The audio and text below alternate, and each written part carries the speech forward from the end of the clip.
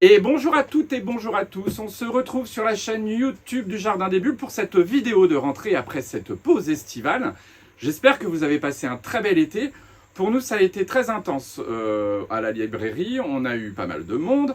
Évidemment, on a eu plein de petites parutions qui sont arrivées depuis le 20 août, ce qui nous a permis d'avoir de nouveaux coups de cœur qu'on va partager avec vous. L'album de la semaine, l'album coup de cœur, c'est l'album Idéal. Comme c'est son titre, ça tombe plutôt bien. Idéal, donc, paru chez Sarbacane. C'est scénarisé par Baptiste Chobard et c'est dessiné par Thomas Heyman. Ça se passe au Japon, dans un futur assez proche. L'intelligence artificielle, en fait, a complètement envahi notre quotidien sur la planète entière, à part sur l'île de Kino. L'île de Kino est exempt de ça et, quelque part, tente à conserver ce Japon ancestral. Japon qui menace quand même de fermer ses portes pour préserver, justement, cette vie authentique de l'humain. On va donc suivre deux personnages, Edo et Hélène. Hélène est une Européenne concertiste à l'orchestre philharmonique, mais elle a eu un accident il y a quelques années et elle n'est pas sûre de pouvoir rejouer. Elle se pose plein de questions sur elle-même, elle se pose plein de questions sur son couple, sur sa présence même dans cette île, avec ce Japon qui menace de fermer ses portes. Et quelque part, pour relancer la relation amoureuse un petit peu, qui s'endort un petit peu entre elle et son mari, elle va proposer à celui-ci un jeu à trois. Voilà, elle va dire à Edo, mais dis donc, tu te souviens quand on était jeunes, on voulait se partager notre amour avec une autre femme.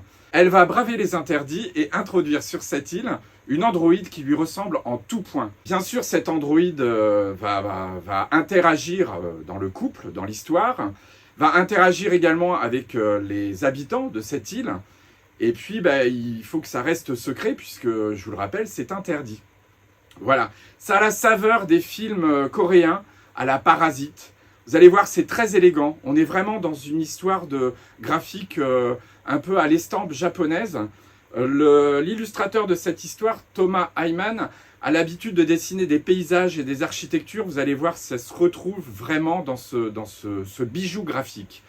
Pour gagner cet album, puisque chaque semaine, je vous le rappelle, on vous fait gagner des albums, je vais vous poser la question de la semaine.